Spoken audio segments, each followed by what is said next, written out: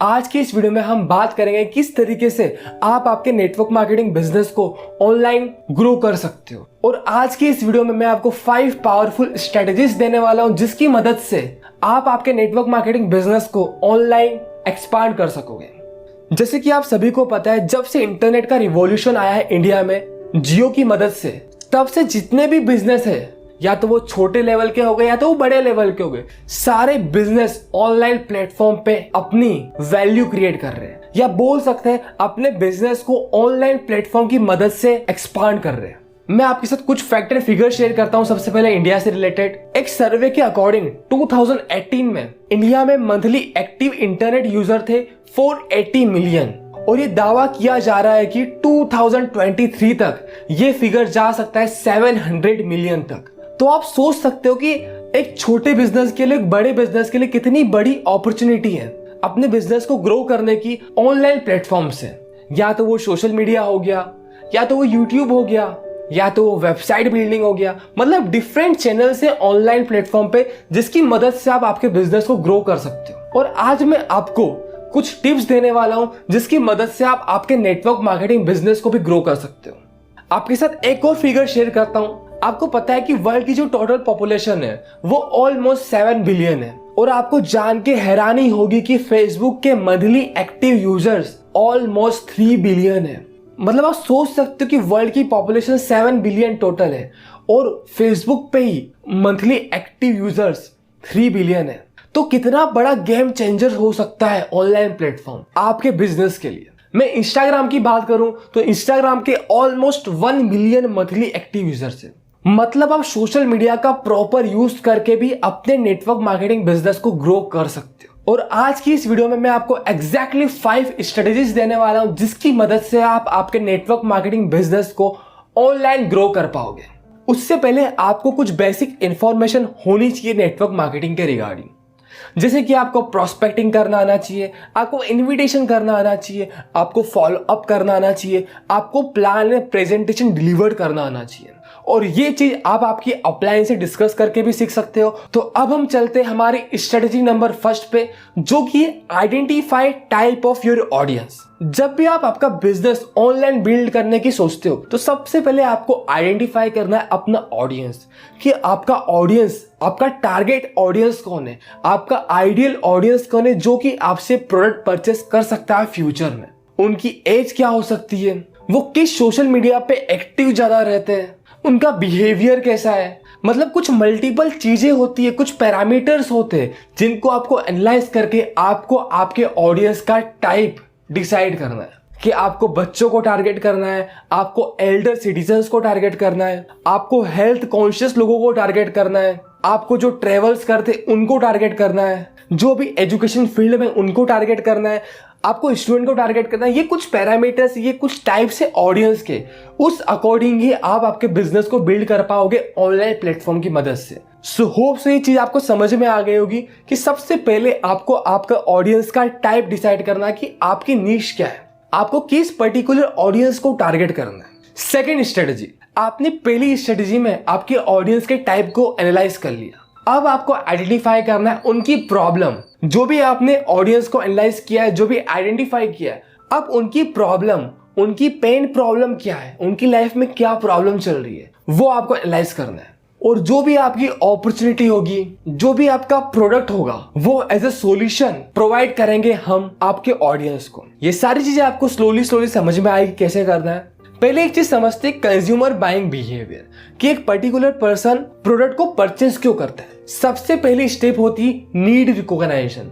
जब भी किसी पर्सन को किसी भी चीज की जरूरत पड़ती है तो वो देखता है कि उसको क्या क्या प्रॉब्लम आ रही है, उस अकॉर्डिंग उसकी नीड जनरेट होती है। नीड जनरेट के बाद वो जाता है इंफॉर्मेशन सर्च के ऊपर। वो उस नीड के अकॉर्डिंग, उस प्रॉब्लम के अकॉर्डिंग इंफॉर्मेशन सर्च करता है, उसके सॉल्यूशन सर्च करता है कि इस प्रॉब्लम का सॉल्यूशन क्या है। आपको खुद को पता है कि जब भी कोई पर्सन किसी भी प्रोडक्ट एंड सर्विस के बारे में सर्च करता है, जानकारी निकालता है, तो या तो गूगल पे सर्च करता है, या तो यूट्यूब पे सर्च करता है, या अपने फ्रेंड एंड रिलेटिव से इंफॉर्मेशन कलेक्ट करता है। इसके बाद थर्ड स्टेप आती है इवोल्यूट अल्टरनेटिव। उसने कुछ पर्टिकुलर ब्रांड सिलेक्ट कर लिए उसकी प्रॉब्लम के सॉल्यूशन के अकॉर्डिंग, फिर उनको इवोल्यूट करेगा कौन सा ब्रांड फिट हो रहा है उसके बजट के अकॉर्डिंग और ज्यादा बेनिफिट दे रहा है। इसके बाद फोर्थ स्टेप आती है परचेस डिसीजन।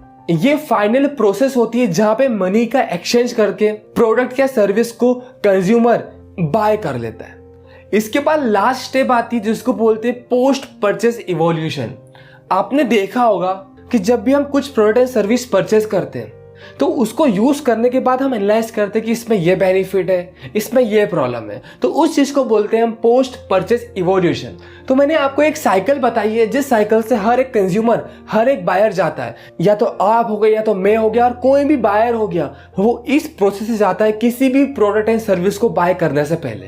पहली थी नीड रिकॉग्नाइजेशन, सेकेंड थी इंफॉर्मेशन सर्च, थर्ड थी इवोल्यूट अल्टरनेटिव, फोर्थ थी परचेस डिसीजन और फिफ्थ थी पोस्ट परचेस इवोल्यूशन।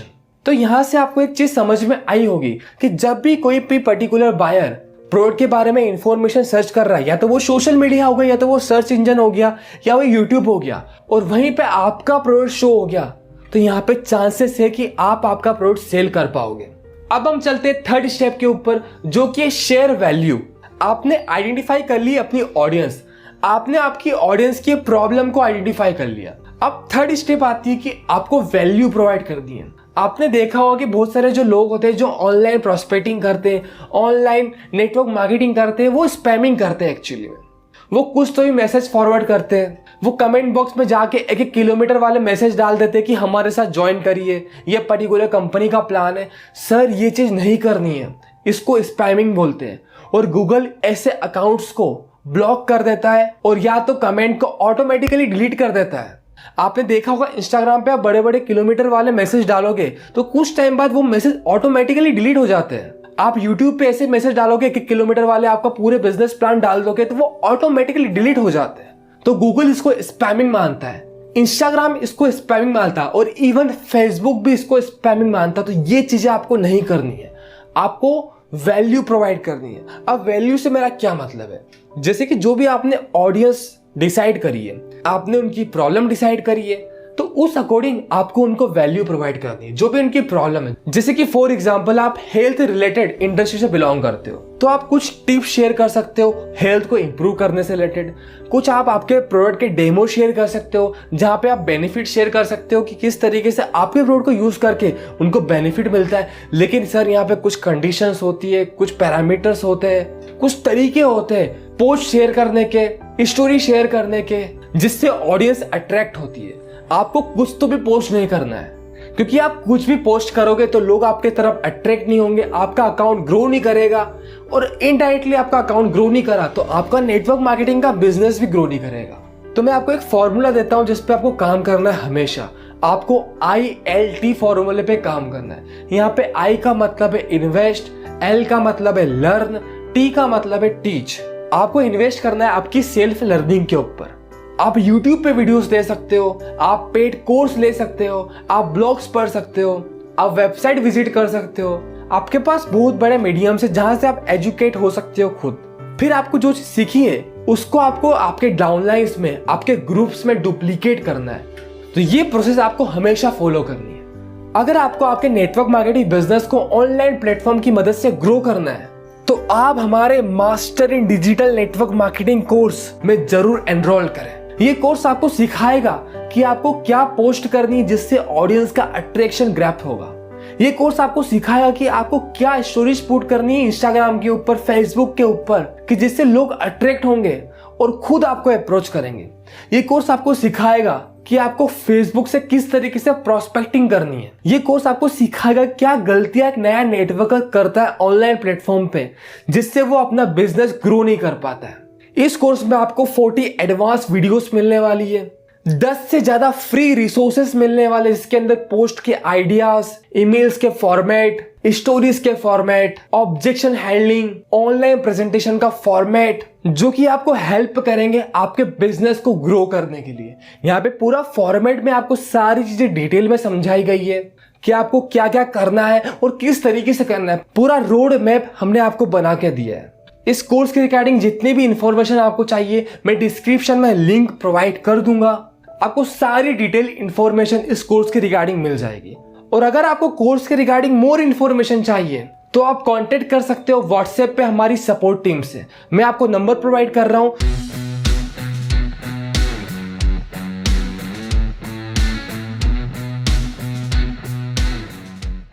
और ये कोर्स भारत का अभी तक का सबसे अफोर्डेबल ऑनलाइन नेटवर्क मार्केटिंग का कोर्स है, जिसकी प्राइस की मैं आपको हिंट दूं तो वो है 400 से भी कम।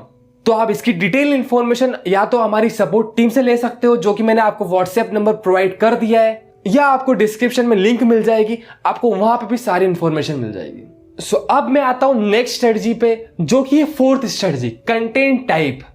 जैसे कि मैंने आपको बताया कि आपको वैल्यूएबल कंटेंट शेयर करना है, आपको टिप शेयर करनी है, या तो फिटनेस से रिलेटेड हो गई, या तो वेट लॉस करने से रिलेटेड हो गई। जो भी आप टिप शेयर कर सकते हो उनको आप 3 तरीकों से शेयर कर सकते हो, टेक्स्ट, इमेजेस, वीडियोस। टेक्स्ट में ब्लॉग्स आ सकते हैं, जैसे कि आपने क्वेरा के बारे में पढ़ा होगा, वेबसाइट के ब्लॉग्स आ सकते हैं, ये सारी इंफॉर्मेशन टेक्स्ट के अंदर आती है। इमेजेस के लिए बहुत सारे सोशल मीडिया प्लेटफॉर्म है, इंस्टाग्राम हो गया, फेसबुक हो गया, ये इमेजेस के लिए है।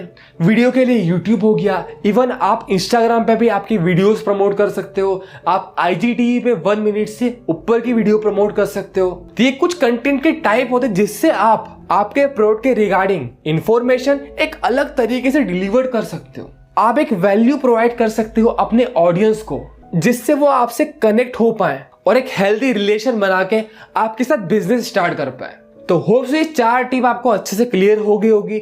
मैं इफेक्टिवनेस ऑफ कंटेंट की बात करूं तो वीडियो की इफेक्टिवनेस ज्यादा होती है, इमेज की वीडियो से कम होती है, और टेक्स्ट की इमेजेस से कम होती है। मतलब वीडियो फॉर्मेट आज जरा ट्रेंड पे चल रहा है, उसके बाद इमेजेस आती है, उसके बाद टेक्स्ट आते हैं। तो अब हम चलते हैं 5th स्ट्रेटेजी पे, जो कि चूज प्लेटफॉर्म। आपने आपका ऑडियंस आइडेंटिफाई कर लिया, प्रॉब्लम आइडेंटिफाई कर ली, आपने वैल्यू शेयर करना स्टार्ट कर दिया, आपने कंटेंट का टाइप डिसाइड कर लिया, लेकिन अब आपको प्लेटफॉर्म डिसाइड करना है कि आपको किस प्लेटफॉर्म पे फोकस करना है। स्टार्टिंग में आपको एक प्लेटफॉर्म चूज करना है, या तो वो इंस्टाग्राम हो सकता है, या वो यूट्यूब हो सकता है, या फेसबुक हो सकता है, या और भी डिफरेंट प्लेटफॉर्म है। उनमें से आपको सबसे पहले एक प्लेटफॉर्म को चूज करना है और उसके साथ कंसिस्टेंटली वर्क करना है। आपको रिजल्ट एकदम से नहीं मिलेंगे, आपको स्लोली कंटेंट पुश करना है, कंटेंट अपलोड करना है, वैल्यू प्रोवाइड करनी है। ये सारी चीजें आपको कंसिस्टेंटली करनी है।